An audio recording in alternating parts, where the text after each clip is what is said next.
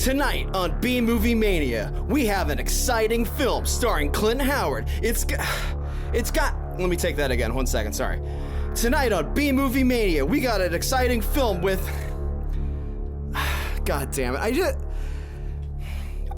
I just can't do this, guys. I can't. Paul has been kidnapped.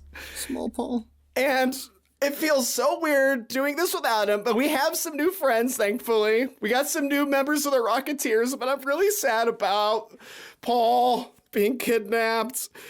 But we watched Ice Cream Man, B Movie Mania, I guess. B Movie Mania. Oh, boo-hoo. Stop laughing!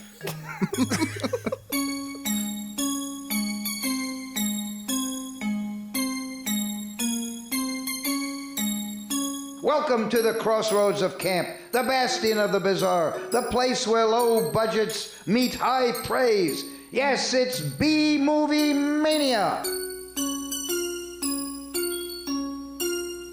And now, B-Movie Maniacs, here are your hosts, the cream of the crap, the connoisseurs of cult, your cinematic, creepy uncles, Mike Hayes, Jason Huls, and Crazy Chris Hutson.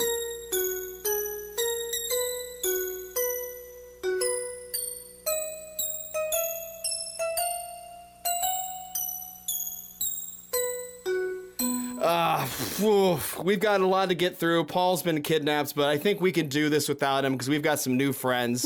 But first, the old friends. We've got Jason Huls.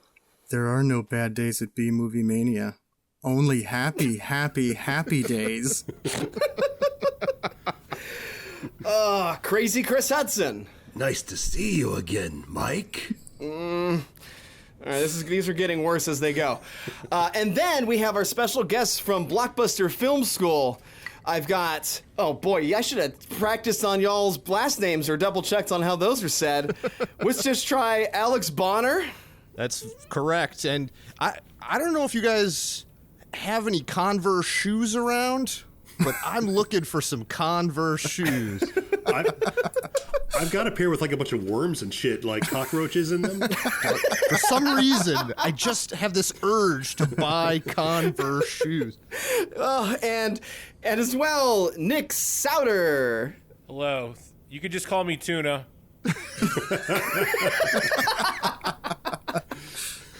Oh my God. Later on, Alex is going to do cocaine and ice cream off my tits. But I'm going to start calling you Big Tuna then.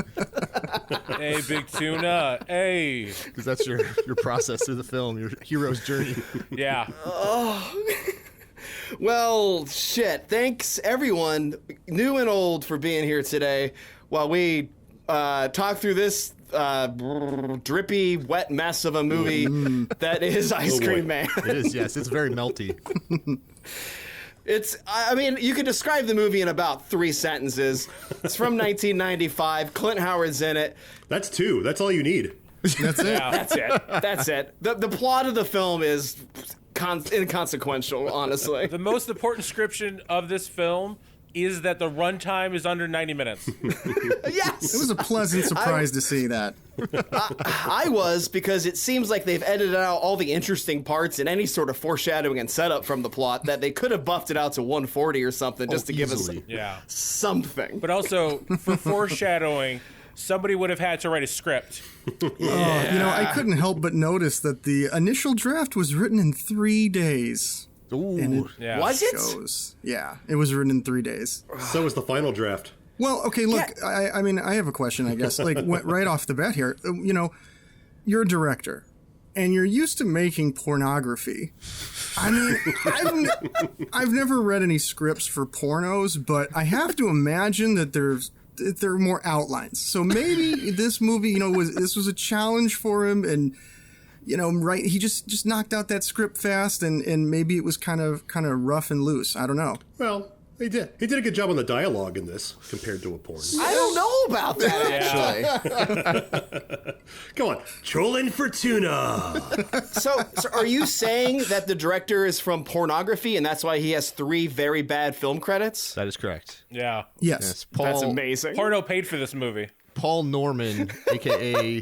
Norman Epstein, although I like calling him Apestein because it makes me think of like a gorilla wearing glasses. But That's a better movie than Ice Cream Man right there. he has 200 credits, no joke, from 1988 Wow. to 2000 that are all pornography.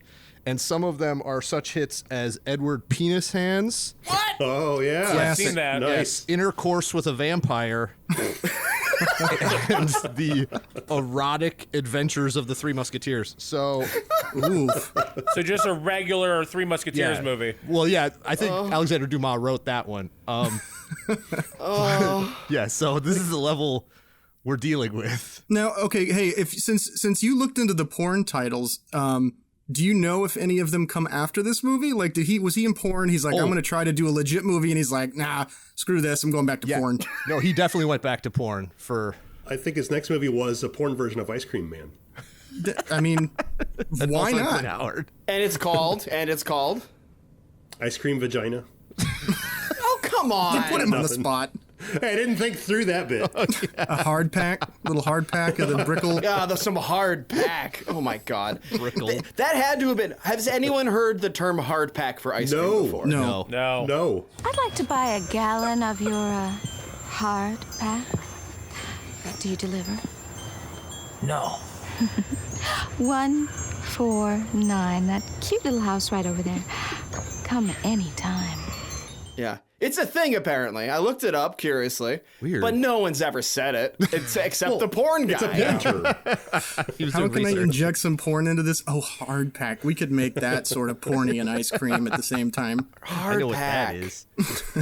So the guy who wrote this is the guy who wrote and directed Wedding Crashers. Right. Shanghai Amongst Nights. other Yeah. garbage. Fred Claus, sorry, not all garbage. Fred Claus. So that's a gem on his goddamn He also made CV. R.I.P.D. and then that's Yeah. the end of his credits. So that guy got a porn guy to make a movie. All right, well, it all checks out. It's more fun almost from the behind the scenes element than the Yeah. movie itself. Yeah. Yeah. Where I would love to watch a kind of the disaster artist of how this fever dream of a movie came together, and then it ends with just Joe Bob Briggs just throwing shade at Clint Howard on the TV debut on TNT, which if you haven't checked out, you really should watch the YouTube of the TNT Monster Vision. Monster Vision TV world premiere of this movie, in which legendary Joe Bob Briggs just kind of asks Clint Howard things like, how many mashed potatoes do you have to eat? Quick takes. Da-da-da-da-da-da-da. Thank you. I like your version. Was that Entertainment Tonight? What were we doing? Da-da-da-da-da. Do-do-do-do-do. With Don Tesh and Mary Steenburgen. All right, crazy Chris Hudson, give me your quick take. You didn't say please. Okay. Hey, what's your problem, mister? You didn't say please. Chris Hudson, crazy Chris Hudson, could you please give me your quick take? This movie is a little better than a giant fucking needle shoved through your skull. How about you, Alex? I'm not sure whether this is an allegory about getting molested or an allegory about how working in the service industry slowly turns you into a murderer. Nick? Ice Cream Man is the movie equivalent of jerking off in the back of a megabus and not finishing. Whoa. Jay. It's classified, Mike. it's classified. Oh, fair. Yeah. Fair enough. Plus, it's really hard to follow the jerking off thing. That's what the driver said. They escorted you off. We got a missing kid. Thought maybe you might have seen something. Little guy never made it home from the park last night. No. Have any leads? It's classified, Ice Cream Man. It's classified. Look, here's what I want to ask. There's like 4 different groups of people in this. Yes. There's the parents and family members. There's the cops. There's Oh man, the cops. our ice cream man, and then there's the Rocketeers. Who are dressed like Green Berets. Yeah. My favorite scene of the entire movie, though, is why the whole movie is so upsetting and confusing to me, which is that the movie begins in a Leave It to Beaver black and white, where then an ice cream man gets gacked, gangland style. Yeah. And then a little kid starts like tweaking out as though he's had PTSD from Vietnam or something, and that's how the movie begins.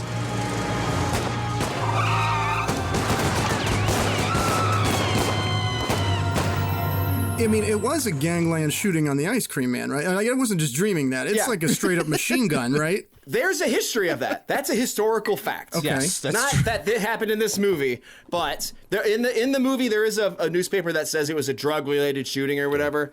But back in the day, maybe still currently, ice cream trucks have been used for mob things, drug, military. There's a whole wild thing in Glasgow, Scotland that is insane.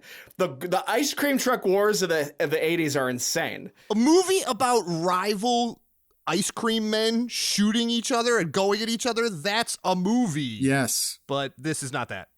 Yeah. Called Ice Cream Men. Yeah, dude. Yeah. Okay. If you had the ice cream man faction, like Clint Howard trips out and then like the gangsters absorb him into their insane gang and turn him into this ice cream beast and just send him out into the gangland. Yeah, he's like a hitman. Oh, Yes. right. See, I would watch this movie.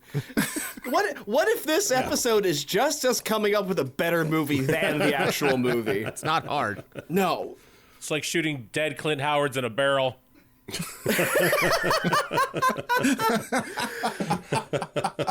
So instead of a beautiful gangland black and white shot film by like the Coen brothers or something, Chris Hutson, what do we get? We get Clint Howard slinging ice cream and trolling for tuna. 3 hard packs and your fudgesicle. The body count in this movie isn't really all that high. 7. 7? Yeah. Oh, I'm surprised Yeah. it's even that much. Wow. Well, they made those 2 heads, so they had to work Yeah. backwards from those 2 heads that they built. So that was going to happen. Yeah. They cast actors that look like the heads they made. Yeah.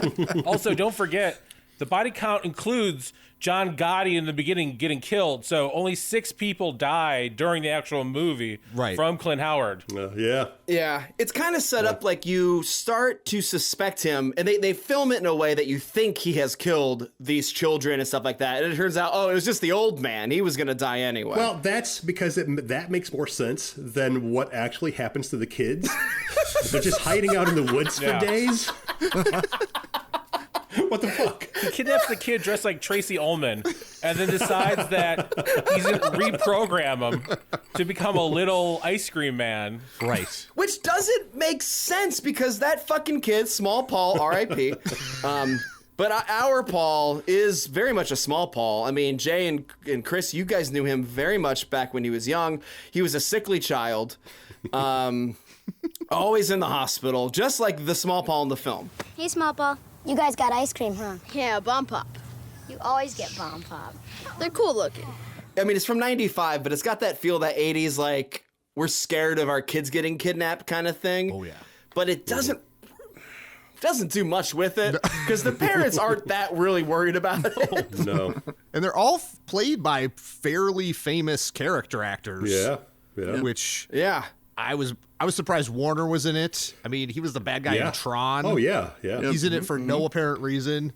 What's his face? American Werewolf in London is in it. David Naughton. Yeah. David Naughton. Don't forget baseball superstar Steve Garvey. Seriously, apparently Steve Garvey I was reading at the IMDb, Steve Garvey was on set for 2 hours. Is he the other cop? Who's Steve Garvey? No, he was one of the dads. Yeah, he's the dad at the beginning who's telling the cop brother to calm down. Now, Jacob Tuna is a very nice boy. It's just dumb. I will admit the twerp does stink like a rotten fish, though. Hey, this is not very nice dinner conversation.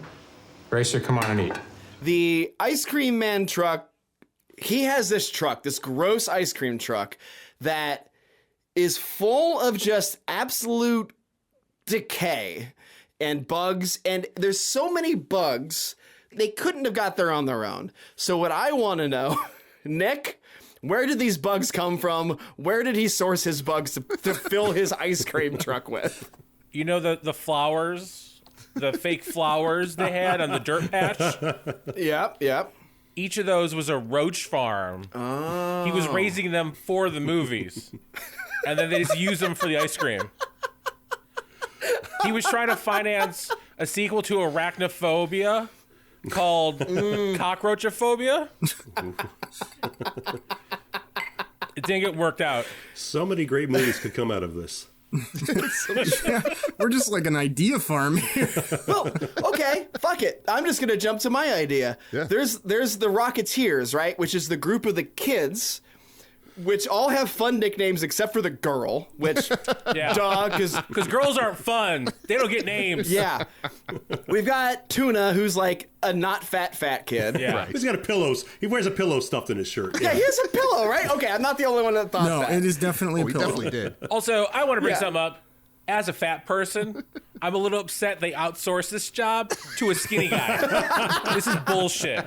This was my time to shine. I was that age in 95. That's true. You were dressed like DJ Tanner, too. I was. all my great picture these photos are disgusting. I appreciated how it was obviously made in 95, but they were the most 95 kid outfits you could wear. There were a lot of vests, and the one kid had like a hemp puka shell necklace. Oh, yeah. He's got a drug rug on at some point. Yeah. Like, it's just... All the clothes came from one store, the Bugle Boy outlet store. I forgot about Bugle Boy. What kind of name is that? Tuna. Tuna. It's so stupid. Well, one of the other kids... I'm worried to mention the other kid's name because of what just happened. But we've got Racer, which is his nickname, for 2 scenes, and then they just call him Johnny for the rest of the fucking movie. What? I didn't hear his name at all. Yeah, Racer. It was Racer at the dinner table, and I think someone says Racer like 1 scene later, and then they go by his real name, which is fucking stupid because Racer's a dope-ass nickname. Very proud. Where's Racer?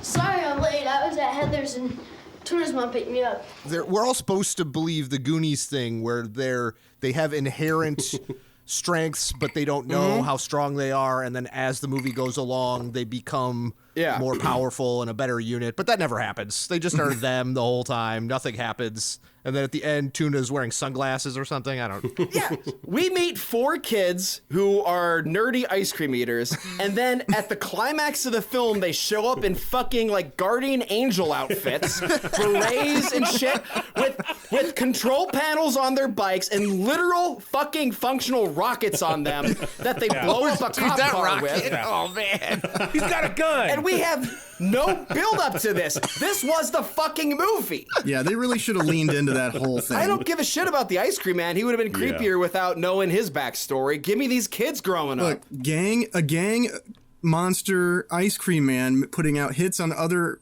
ice cream manufacturers with kids that can build rocket bikes stuck in the middle. That's why I feel like sometimes when you watch it, there's a movie in there. That's why I wonder, like, if David Dobkin, who wrote it and then wrote, Wedding Crashers and Shanghai Nights and stuff, wrote a script that was possibly leaning one way or the other, more towards comedy, more towards horror, and then it got in the hands of Ron Howard's brother and a porno guy, and they were like, nah. We got to go right down the middle. We got to not make choices. Oh, we gotta God. everything just happened. Hey, I bet as long as they work in waffle cones somehow, we're good. Dude. Yeah. And why would Converse sponsor this movie? Why would Converse decide to put their money on this? That's honestly the biggest horror of this film, I think. Not the murder, not the gore, which is very little, but it's the fact that it's revealed that Clint Howard is working this ice cream truck day after day, all day, and he's wearing fucking Chuck Taylors in that thing. Yeah. There is no arch support whatsoever on that shit. I also just kind of really enjoyed the scene where the fake Macaulay Culkin kid, Small Paul, first finds him, and he's just like crip walking, like just, and you're like, and he's like, yeah, you're cool. I will follow you to the ends of the earth. What's your favorite flavor? Oh, no, wait, let me guess. I don't say anything. I can taste it. Butter brickle. How'd you know that? Because it's my favorite flavor, too. That whole storyline with that fucking kid doesn't make any sense. No. And it could have. Like you were saying, there's a movie in there. That whole thing could have made sense. What probably should have happened was that Small Paul doesn't betray him in the end, throwing out everything that just happened for the whole rest of the movie. Small Paul should have faked Ron Howard's death. Oh, Clint Howard, not Ron Howard. Ron Howard, he's gonna live forever. He has money. Clint Howard doesn't. Well, Clint Howard was supposed to come back for the Kickstarter's funded sequel. Yes, which raised $4,000 of the possible $300,000. So, man, that's Wait, why did they need $300,000? They probably shot this for like $2K. That's a lot of mashed potatoes, Mike. Oh, dude, Norman Apstein put together $2 million for this of porno money. Yeah. Oh, I was about $1.5 million, and the other $500,000 came from Converse. God, I was about to ask what he did with the money, but it went to more pornos, right? Oh, yeah. He just funded more pornos. Also, his wife, who is a famous porn star, is in the movie when there's the scene where they made up what appears to be a carpeted office building to look like a grocery store. Yes, now we can talk about the grocery store. That's my favorite the carpet scene. was so gross. Oh, God. Nasty. Also, you know how like when a small child gets into your cart and you don't notice? Like, this kid's invisible in the entire thing. Hey, my cart's 80 pounds heavier. Hey, it's 80 pounds lighter. What? Like, I'm like, listen, man, I don't want any Amber Alert. Get the hell out of my cart right now. So you're telling me that they made a grocery store? That's what I mean, what grocery store has carpet? I don't. It just looks like it doesn't make any sense. Okay, yeah, but I agree. I agree. The lady who like asked, like, does this lipstick look good on me? I believe her name is Tori Carey, and she was in the late 80s, early 90s, fairly famous porn star, and she was married to Paul Norman, a.k.a. Norman Apstein, who directed this movie. Look at you pretending not to know who she is. I don't know what you're talking about. I gotta get out of here. Tori Wells. Her name is Tori Tori Wells. Wells. Yep. Tori Wells, yes, that's what it is. What do you think of this color? I don't know either. I mean, according to my color charts, it should work. But last time I followed those, I ended up looking like a clown splattered with cherry syrup. Cherry syrup is good. Looks good on you. Get a dozen.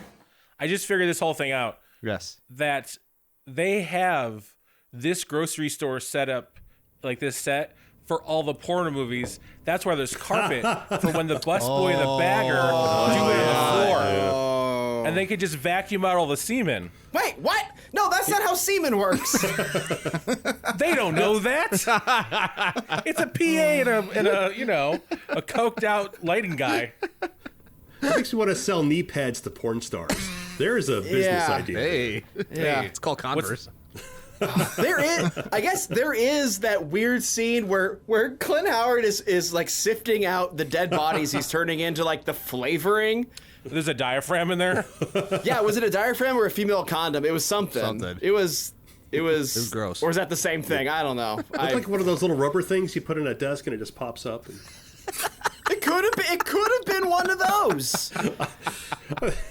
This is sort of a kid's movie, right? That's what kids love. Merchandising. That's what Small Paul probably thought it was. It was Small Paul's little beanie hat. What on earth do you suppose he was running from? I don't know. Well, maybe you should go in and talk with him. I'm sure once you do that, we can get to the bottom of this. By the way, you're not going to take us to court, are you? You know, I did want to mention, too, before we get off this grocery store scene, that it also featured a cameo by Doug Llewellyn of the People's Court. Oh, yeah. Which was a big... What? Yeah. Yeah. And he makes his line in the movie is something about, like, are you going to take me to court? He's like the store manager or something. So, yeah. Oh, that guy. Oh, my God. All of you People's Court fans out there. What's the original? It's starting to dawn on me that probably Paul Norman was like a cool guy and he was just sort of LA friends with some random people and was like, hey, I'm making a movie. It's not porno this time. And they're like, will you guys be in it? And they're like, for 2 hours. He's like, that's great. That's it. That's all I need. Yeah. So, okay, so there's these two cops, though. Yeah. Right? We kind of yeah. we kind of touched on these cops. One is Jan Michael Vincent. Jan Michael Vincent. However, whichever order those words go in, I don't know. 3 first names, I don't trust him. No. But him and then some other guy with a beard. Lee Majors, too. Yes. Electric Boogaloo. What? Jesus, I thought he looked a little familiar. Oh my God. $6,000 man. And I don't know if I've seen a more effective. I said effective. That was a mistake. An ineffective duo of cops I've ever like. They weren't even bumbling. They just blew at their jobs. No, they were terrible. Well, they couldn't even act scared or like fearing for their lives when they're being attacked at an insane asylum. They just look mildly annoyed. We'll just walk slowly out of here while the insane inmates. I think that was the best part. That was so great. I've never seen a character in a movie, an actor in a movie, want to escape the movie so bad as Jan Michael Vincent. And he's like, I'm just done with this. Get out of my face. I bet you the director was like, all right, Jan Michael. Does he go by Jan Michael? Jan. Vince? JMV. Vince. I call him Vince. Vince, we need you to run out of here because you're scared, okay? That's your direction. He goes, all right, and then just walks. he gives him like 5 times. He cut, Jan, we need you to run because you're scared, all right? Go. And then just, all right, and then just walks. I think this hallway escape is like 30 minutes of the runtime also. Oh, it takes forever. I wish it was. It was the best shot in the fucking movie. Honestly, in terms of if it was just separated out and there was the Jan Michael Vincent having his own weird fever quest, like that as this is all happening, he's losing his mind, and just all of these maniacs are just like rubbing their hands all over him. And he's like, yes. Yeah. He becomes like Colonel Kurtz type character. I kind of was like, this is actually kind of interesting. Yeah. And then just they don't bring that up again. God. Yeah, they're in this like insane asylum that they keep getting cuts to that all seem weird, and they got this weird thing that the inmates, or whatever you call them, the patients, I'm sorry, not inmates, patients, have all like taken over. But there's this scene where Jan Michael Vincent is walking down this hallway, and it's one long shot down this curved hallway, and slowly more and more like zombie-like patients start following him, and it's kind of cool. It looks like mayonnaise on the lens, but it is kind of cool looking. And it goes against everything else in this film. Totally. For a split second, it turns into a Fellini film. Just a guy in a mental asylum who's a cop, but all these people are touching him, and he's just like, I'm into this. Yeah. Well, there's like, also, I guess the other cool thing I weirdly got excited about is on the exterior when he finally sombers out barely faster than the zombie patients. You see him. Oh no, right before that. The other guy comes out and looks up into what is obviously the actual building they filmed in, because it's got this curved outside, and you see like use muzzle flash, right? Because that's going on, and I weirdly got excited about it because I'm like, oh, it's the same building. Look at that! Wow! Just like, not kidding, half a chub just because something cohesive happened in the film. Oh, anytime anything of any interest happened in the film, I popped because I was like, oh, something happened. That bike actually shot a rocket. Cool. Yeah. Also, Half a Chub is the movie this director made after this movie. Mom, I saw... Come on, Marion, just admit it. You think I'm seeing someone else? I know you're seeing somebody else, Martin. Come on, Martin. Who is it? Tell me. Let's not do this again. Dad, Not now, Chris. Go to your room. But Dad. I said go to your room. So Tuna's dad is having an affair, and I don't know why he would want to cheat on Conan the Barbarian's girlfriend, but there it is. Great question. So he's banging the hot mom, or Miss, I don't know who she is. She's just some lady who is flirting so heavily with the ice cream man. Like, she wants, speaking of Eiffel Towers, there we go. Tuna's dad, the ice cream man. Well, she needs his hard pack, as she explicitly states. I'd like to buy a gallon of your hard pack. This also had kind of those like Lawnmower Man vibes, where for some reason people wanted to have sex with this weird simple man who's an ice cream man for some reason because it was in the script. But Hutson, that dad gets up there, try to, well, he does call him an ice cream, nerd at some, ice cream dork. Doesn't he yell ice cream dork at him? I think so. He hates ice cream men for some reason. What the hell is that ice cream dork doing out this late? Also, I really like the part where Clint Howard at one point opens up the freezer in the truck, and it's like when Vincent Vega opens the briefcase in Pulp Fiction. It just lights up. And Small Paul just goes, cool! Wow. Also, I'm going to tell you, I know we're getting close to it, but my guess is that the final scene, his secret lair, in which he has a concrete manufacturing apparatus that makes ice cream or whatever, that is also the grocery store. They have that warehouse. Yeah. And they also film in the parking lot. The floor is covered in semen. Yeah. No! Well, you do need something to stick the carpet down on. Oh, that's true.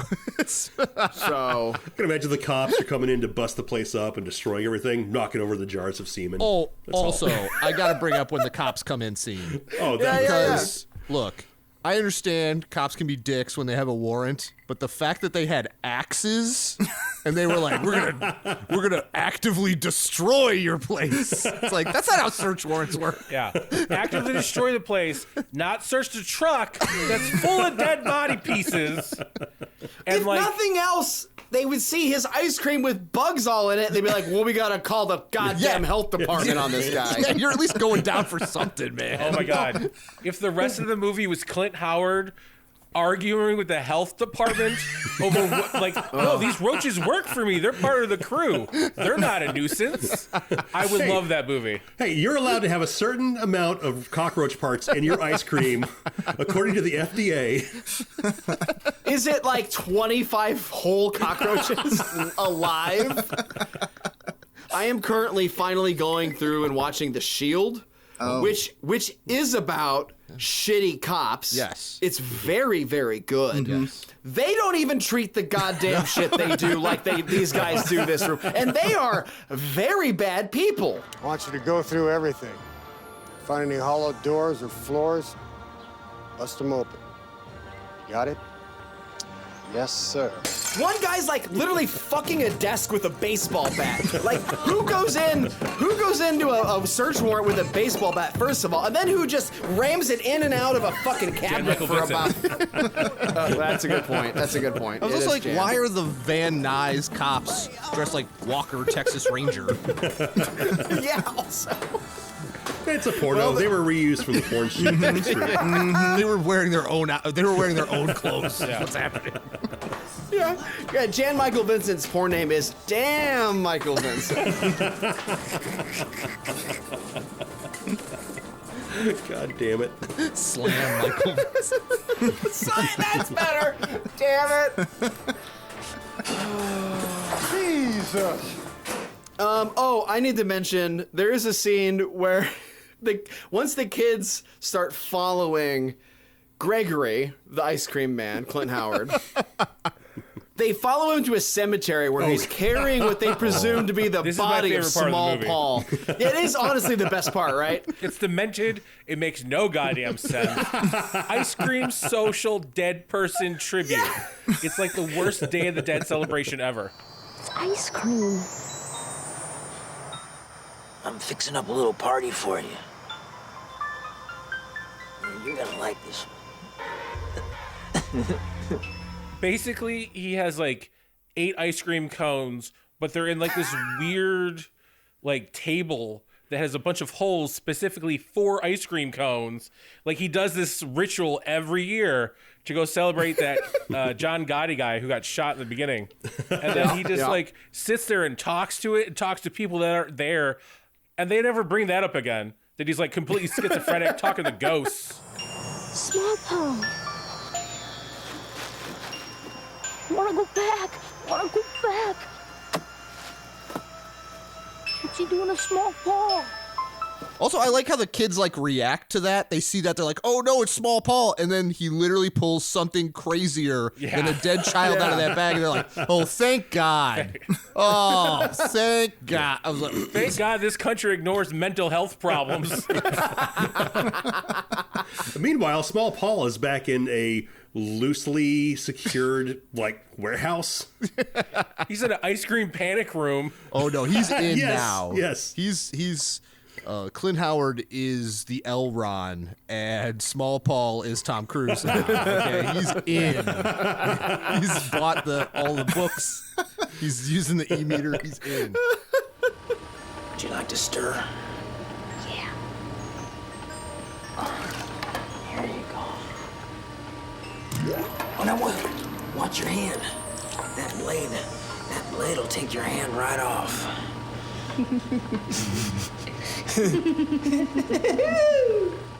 Paul, are you trying to talk about the ending, Mike?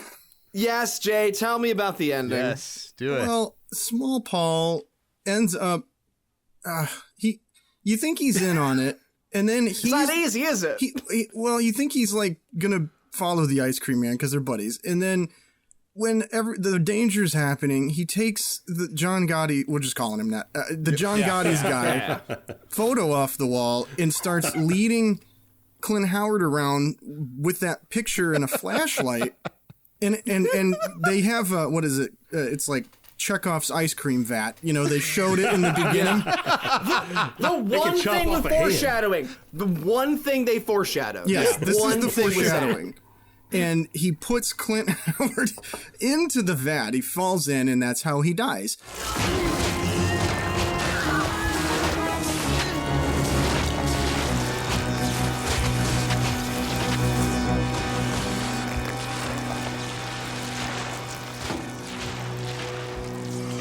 Who's the Pied Piper now, ice cream dick? And you're like, okay, Small Paul's back. Yay. And then... Yay. And then the other kids in the Rocketeers are all rocketeering, and Small Paul is in therapy. But it doesn't look like it's going so well. Yeah. That brings up a thing earlier when Small Paul's missing and they finally find Roger hiding in the fucking woods. They're like, "Oh, Chris, there's an opening in the Rocketeers." Yeah. Like, what the they fuck? say that. He's Your definitely best dead. friend is missing, probably dead. Also, the ending of this is literally Friday the 13th Part 2. With the mom's head, except it's John Gotti's painting. Yep. And a little trans kid luring Clint Howard into a cement mixer, which when he dies is in slow motion, because if you had it at normal speed, you'd be able to tell it's just Bela Lugosi thrashing himself around without a machine operating. Yes. It went with the real, slug line of this whole movie, which is live by the ice cream vat, die by the ice cream vat. Yes.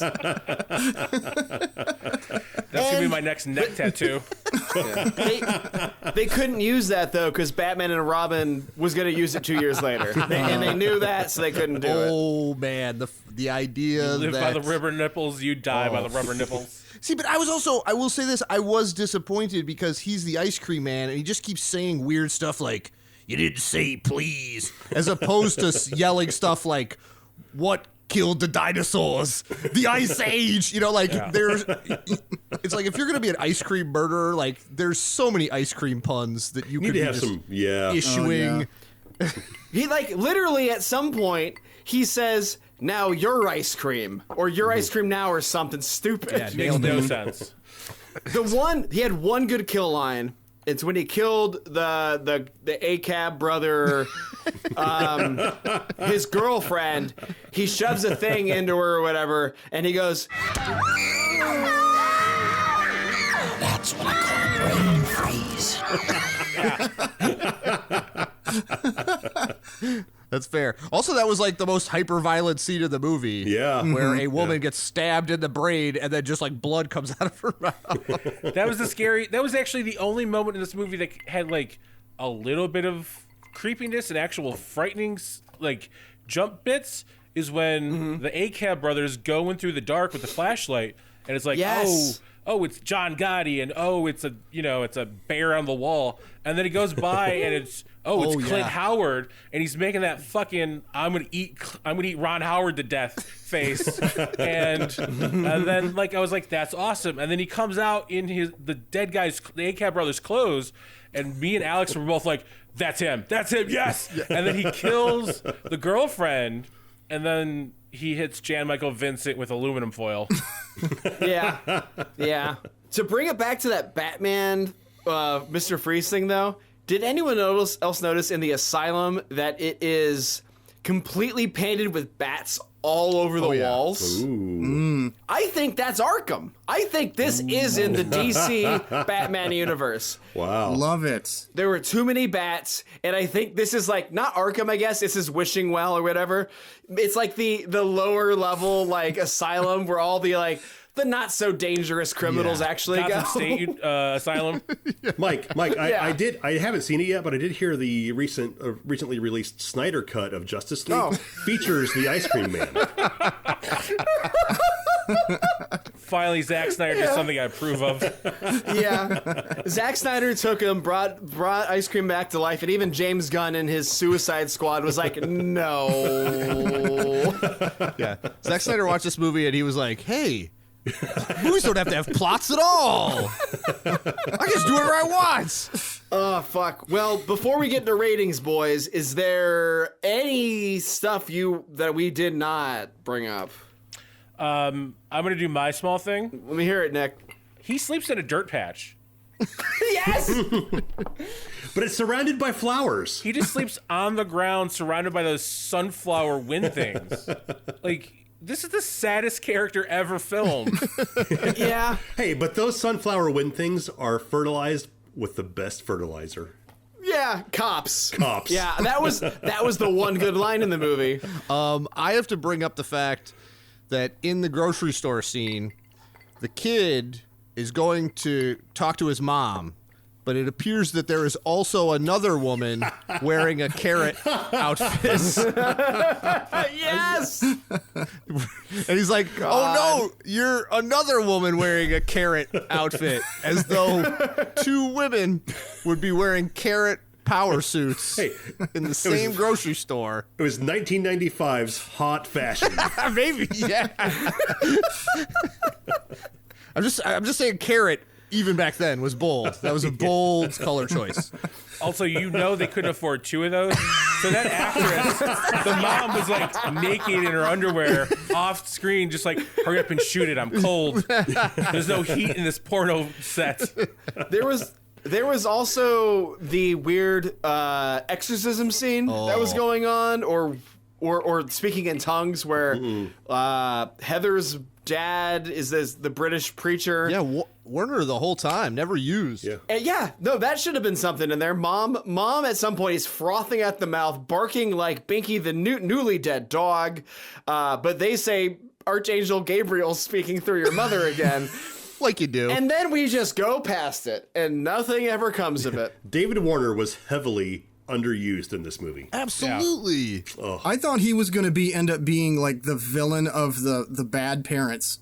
Oh, 100%. That's also a movie that he's secretly and his weird religious cult are behind Hopewell or whatever it's called, and they're the actual bad guys, and that the Ice Cream Man, like I said, is a vigilante who is bad. He's doing the wrong thing, but you start to relate to him because these people are worse. You see that guy in the movie and you assume he's in there for something important. Right. You know, because he's the bad guy from from Time Bandits. Yeah. He's too good to be in this movie. Well, that brings me to an important point that I just realized, is that the only parents who die are the ones committing adultery.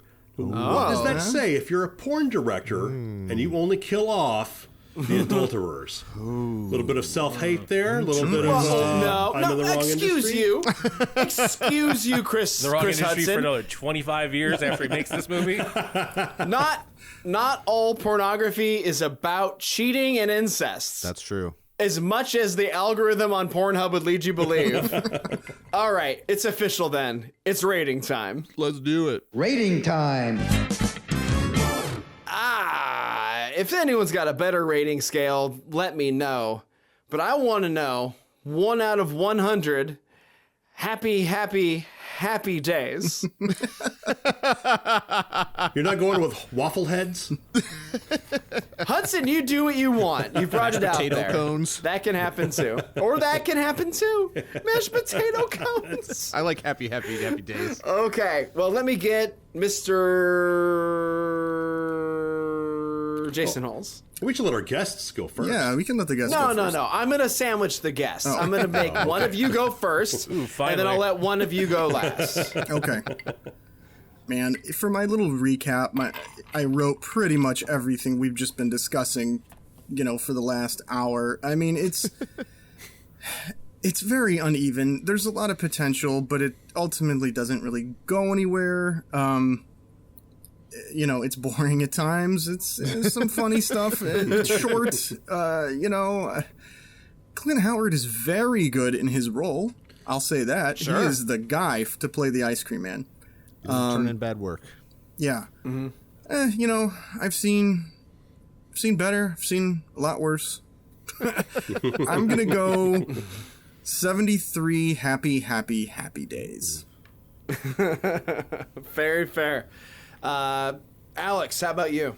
I agree with a lot of that, particularly the wasted potential and the fact that you have Clint Howard, who very clearly wants to go crazy in this movie. He's willing to do it. You can feel the energy coming off of the guy. He would have done whatever insane thing you asked him to do, and all you asked him to do was like sleep in the dirt and eat a lot of mashed potatoes.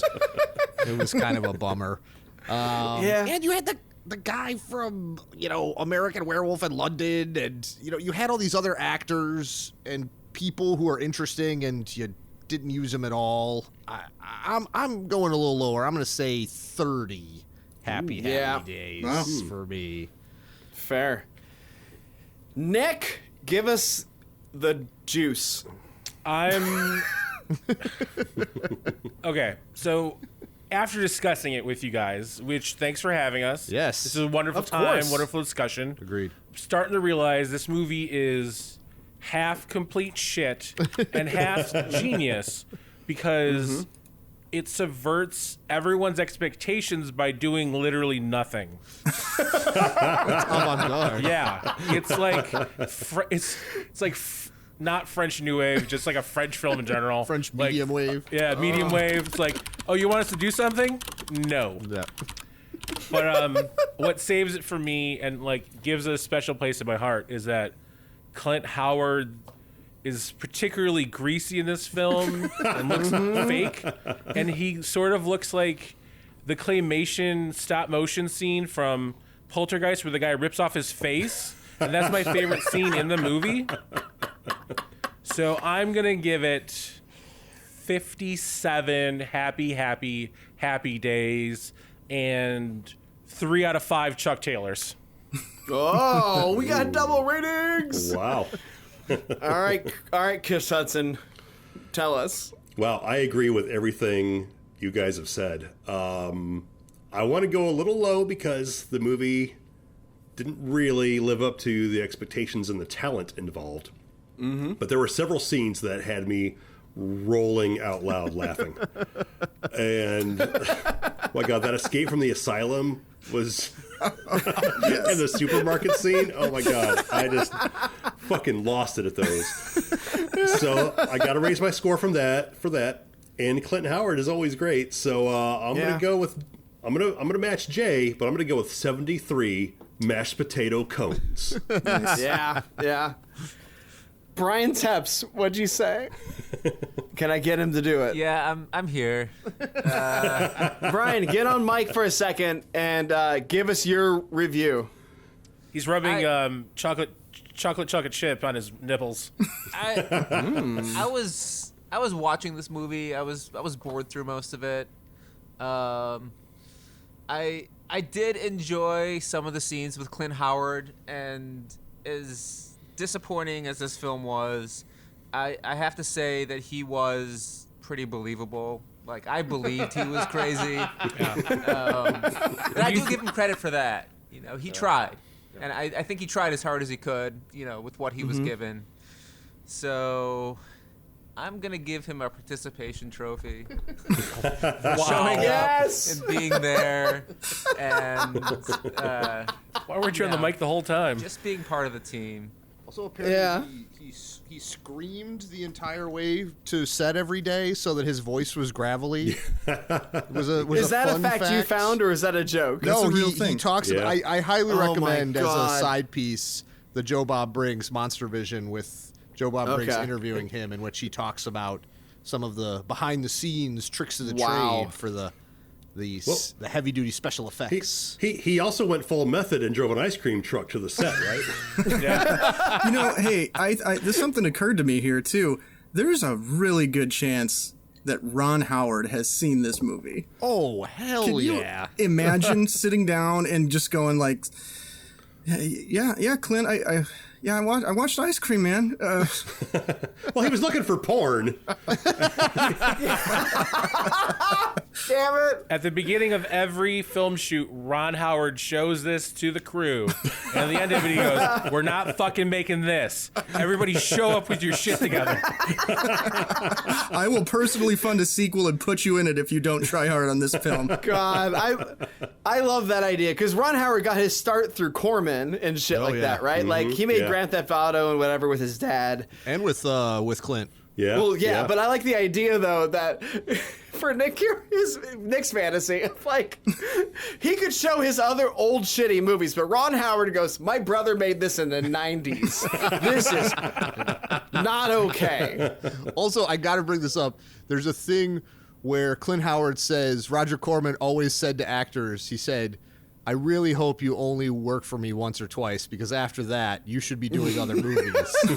And then Joe Bob Briggs goes, "How many movies did you do?" And Clint Howard goes, 13 so far. Wow. Oh, I gotta watch that. Mike, what did you think? What did you think, Mike? What did I think? I thought this movie was really fun to talk about. Yeah. Yeah. Watching was different. Watching upset me because there are so many good movies that are not this movie. Like, it has so many touch points where it could be such an interesting film if they fucking focused and did a goddamn due diligence on something. Like Schindler's Ice Cream List? Like Schindler's Ice Cream List. Exactly. Anytime I felt like I liked something, I always, every single time I went, "Oh, that would have been better if they would have fucking set that up." And except the one scene that I liked that they didn't need to set up. Honestly, the only funny scene in the movie is the Photoshop scene, I think. That was amazing. I referenced that on my quick take. Yeah. $14, 3x5 regular. How soon? 1 hour, $14. 1 day, 12. Back in an hour. The brief description is that this one-off joke of a photo developer just doesn't know anything. He keeps looking at the sign about prices. It's really slow. It's funny. And we do get to see also the sex photos of A-Cat brother and his girlfriend real quick. There's a brief little freak out. Where's my sex tape moment? And also, here's the other problem. There was the we didn't get into this. Sorry, we're getting back. But Heather took photos on this film of the bloody scene of it, right? And then, so these photos have been developed. They've picked them up. He's looked at them. When the kids come to him looking for trouble, he's like, "There's no evidence." And you go, "What are you talking about? The one thing you set up, you fucking dumb shits, didn't fucking follow through on." But they had enough evidence to get a warrant to axe somebody's place of business. Oh, God. So I'm going to give it a hard 43. Wow. I did not expect to be the high score for this. Hard. Rock hard. Okay, well, listen. Now that we've rated this, we got to talk about these assholes that we've been talking with us this whole time. Nick and Alex, you boys, Blockbuster Film School. Yes. You guys deep dive into, well, one of my favorites, if I may fan out a little bit. Please do. One of my favorites is your 2-part on Orion, the distribution production company. Oh, wow. And it is nice. So fucking great. I'm looking that up. Guys, I'm looking that up right now. Please do. On my phone and everything. Thanks. It's so great. It's like, you guys just, I mean, obviously funny fun friends, but like, just, you guys know so much shit, because is it true you both worked at Blockbuster? We did. Yes. I managed one for 2 years. Yeah. A manager! We have a manager in the house! Not a good manager. One time, one time the boss showed up, and me and a girl dressed up like a Nazi were asleep on a pile of garbage bags in the back because I was supposed to be doing an inventory, but instead I had a sleepover. And he just goes, "All right, yeah, I expected this." Wow. I used to sell weed out of the I don't know about statute of limitations. Someone like me at my Blockbuster used to sell weed and to other people in my high school, and the code was they would bring up a DVD copy of Waterworld. Fuck you, really? Sell them weed. Wow. Also, when I said she was dressed up like a Nazi, I meant like an SS stripper. Yeah. She wasn't a Nazi. Right. Yeah. I'm not a Nazi. No. There's no Nazi, like... We get it. Yeah. We get it. It's like... I was on the South Side, so that's totally normal. It was a different time. Yeah. It was 8 weeks ago. I was a different person. The Blockbuster was totally empty. But, okay, but obviously, this is great. You guys are awesome. Same to you guys. Well, thank you. I love your show a lot. I really do. I've listened to all of it. Christmas Karate, I have listened to like 2 or 3 times. Well, I hope you watched it at least that many, maybe twice as many times. Oh, it's insane. Yeah. But you boys have invited us as well onto your podcast. Yes. We're going to do a deep dive on Mr. Clint Howard. Yes. We'll probably talk a little bit about his movies. I'm sure his brother will get brought up. I'm sure his dad will get brought up. I'm sure a lot of we'll go through his whole catalog, and we'll see. We'll just get your guys' all take 900 on movies. Maybe not the entire catalog. One by one by one. Clint Howard. The 12-hour epic. The time he had to ask Ron for money. The one time? Yeah. But we are doing a feed swap. Yes. So this came out on Tuesday if you're listening to it on the day. But on Thursday, we're going to have their episode in our feed. So you'll be able to listen to that. It's going to show up in your feed because you're subscribed, of course, because you're a good little listener. And and it'll show up. So listen to it. And if you fucking love it, which of course you will, I think so. Check out Blockbuster Film School. I love it. If you're someone who's listening from Blockbuster Film School and you're enjoying this, come over to us, man. Please do. Yeah. Show them some motherfucking love. Yeah. Or I will come to your house. Honestly, if you like Blockbuster Film School, B-Movie Mania is a far superior podcast. Listen, we're not doing superiors. Well, if you don't subscribe, then we're going to send the ice cream man to hover outside your door. Yes. Yeah. And then you'll Clint become an Howard's ice cream gonna man. show up and ask for money to all your homes. Yes. They give you a weird push pop at the beginning. You get to watch children eat phalluses at the beginning of the movie. Where you're like, I feel weird watching. Yeah. Yeah, just make sure you say please. Just make sure you take that hard pack.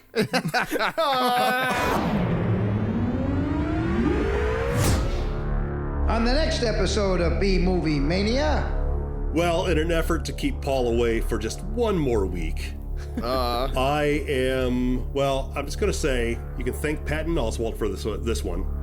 Jay, I'm going to need my DVD back, but I'm picking Deathbed, the bed that eats. Oh, shit! Oh. Where can we watch this, Chris, apart from your DVD? Well, I'm going to watch it, on my DVD, assuming I get it back from Jay, but it's also on Tubi. Oh, okay, good. I love Tubi so much. It's great. And they have Deathbed, the bed that eats.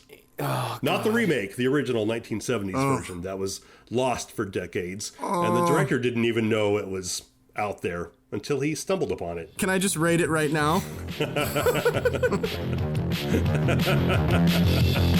Listen up, maniacs. Do you have a question or a comment? Would you like to send some bourbon to Uncle Lloydie? You can contact the gang on Facebook at B-Movie Mania. You can also drop them a line at bmoviemania.com. Reach out. Touch them. They're touching themselves. And they might just reach back. I'm Lloyd Kaufman saying, see you next time on B-Movie Mania. Woohoo! Thanks again to the Blockbuster Film School for joining us for this. Thanks for having us. Thanks for having us. Thanks, guys. Hell yeah. Also, wait, let's do this plug right. Where can people follow you? Anywhere podcasts are sold. Blockbuster, Radio Shack, Sam Goody, Virgin Mega Store. I hang out on North Avenue a lot if you just want to follow me there. All right. Well, we have tagged Spotify, app, Stitcher, Apple, the whole Napster. deal. Yeah, we've tagged them on the My shit Angel for this, Fire so page. click onto the Zanga link. You guys have a It's real. Follow them on our stuff. They're there. They're on Instagram. They're all over the place. Please follow the Instagram. Nick Souter does an amazing job running the Instagram. It's really fun.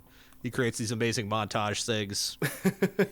Also, I love your guys' YouTube page. Honestly, the B-Movie Mania skits and stuff you guys do, I'll watch them while I'm in my car and start laughing and then have to swerve because I shouldn't be watching things on my phone. Well, don't get there's a lot of problems with this, Alex. After we record, we're gonna maybe have an intervention. That's maybe what this whole thing was. Listen, we tried that before. He's very stabby. This is a cry for help. All right. Well, also follow us on Instagram, BMM Podcast. Wait, what are we on Instagram? Yeah, that's it. No, we're What are we? No, we're B-Movie Mania. We're clearly so professionally run. B-Movie Mania. BMM Podcast. There, Mike, I just gave you the audio for it. Say it one more time. BMM Podcast. Nice. B-Movie Mania. You sound like the radio. Thanks for directing. Now, either way. Say it one more time, but say it sexy. Yeah. B-Movie Mania. BMM Podcast. Oh my god. Nailed it. Go to store.bmoviemania.com. You can get all our cool shirts and one amazing sweaters. There's a light zip-up hoodie that I'm in goddamn love with right now. Okay, we're leaving now. Yeah. Thanks for being on, guys. Thanks for having us. Fuck Thanks yeah. for being on. Sorry, Brian wouldn't shut up the whole time. Yeah, what a fucking producer loud Brian piece of shit. Oh, man. Yeah, Brian, thank you so much for putting this together. It's just honestly, Brian brought us together. Yes. Yay. Yay. Hey, guys. Thank you. Should we go look for Small Paul? Yeah, He's dead to we us. should probably go find Small Paul. We haven't found him yet.